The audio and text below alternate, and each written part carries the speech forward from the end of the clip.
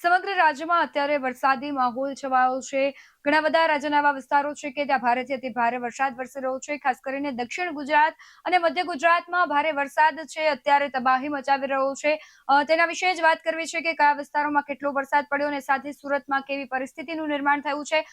નમસ્કાર, BS9 TV ન્યૂઝમાં આપની સાથે હું છું ભગવતી વિશાવડિયા.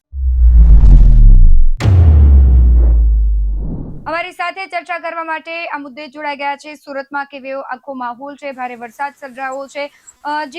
પરેશ, અત્યારે સુરતમાં કેવો માહોલ છે? કારણ કે ભારે વરસાદને લઈને ઘણા બધા એવા દ્રશ્યો સામે આવ્યા છે કે જ્યાં વરસાદી પાણી છે ઘણા બધા રહેણાંક વિસ્તારોમાં ભરાઈ ગયા છે. શું કહેશો?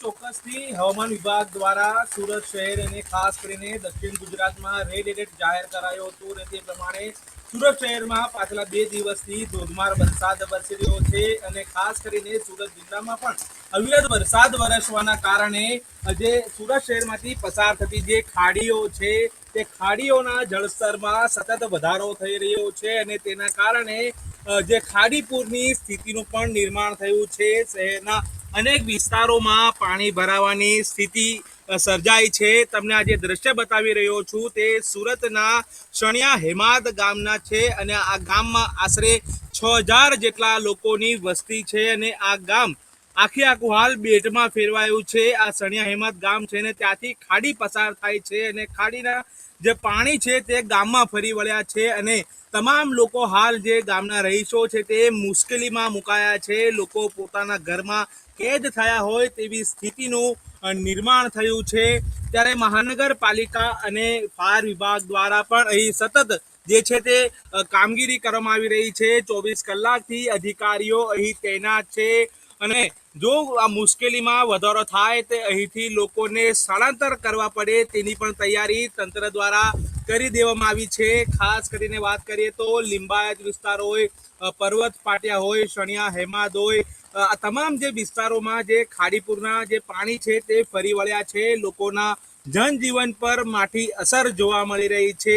અગાઉ જ્યારે ખાડીપુરની સ્થિતિનું નિર્માણ થયું હતું ત્યારબાદ તંત્ર સતત કામે લાગ્યું હતું. મિટિંગોનો દોર ચાલ્યો હતો, બેઠકોનો દોર ચાલ્યો હતો, પરંતુ આ કામગીરી માત્ર કાગળ પર હોય તેવું સ્પષ્ટપણે આ દ્રશ્યો પરથી કહી શકાય છે. કારણ કે પાછલા ઘણા વર્ષોથી આ જ પ્રકારની સ્થિતિનું નિર્માણ સુરતમાં થાય છે.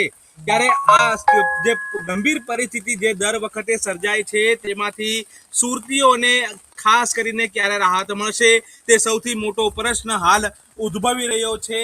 કારણ કે જે પ્રમાણે આ શણિયા હેમાદ ગામની વાત કરીએ તો આ ગામમાં 7 ફૂટ જેટલા પાણી ભરાયા છે. જી પરેશ, જે પ્રમાણે અત્યારે પણ દ્રશ્યો સામે આવી રહ્યા છે, સવારથી સતત વરસાદ વરસી રહ્યો છે. આ સિવાય કયા એવા વિસ્તારો છે કે જ્યાં ભારે વરસાદને લઈને અત્યારે ઘરોમાં લોકો કેદ થવા મજબૂર બન્યા છે અને હજી આગામી કલાકમાં જો વરસાદ વરસે છે તો કયા એવા વિસ્તારો છે કે ત્યાં ભારે તારાજી સર્જાઈ અને એવા લોકોને હાલાકીના દ્રશ્યો સામે આવી શકે છે?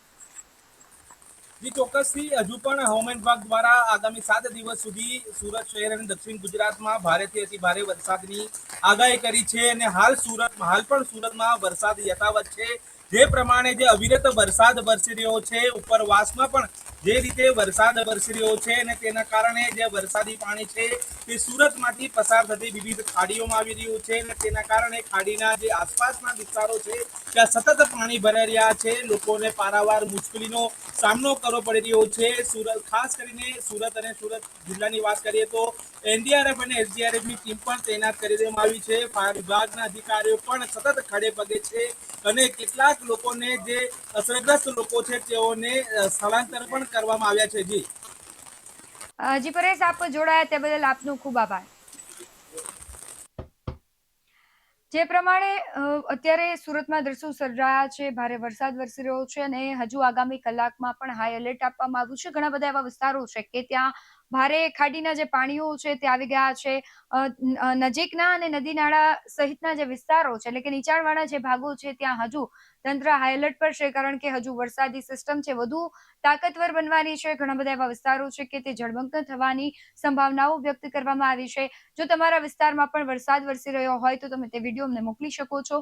બાકી આવા જ વધુ અહેવાલો સાથે ફરી મળતા રહીશું. તમે અમારી યુટ્યુબ ચેનલને સબસ્ક્રાઇબ કરવાનું, અમને ફેસબુક અને ઇન્સ્ટાગ્રામ પર ફોલો કરવાનું ભૂલશો નહીં. બાકી અવનવી અપડેટ્સ મેળવવા માટે આપ જોતા રહો BS9 ન્યૂઝ. નમસ્કાર.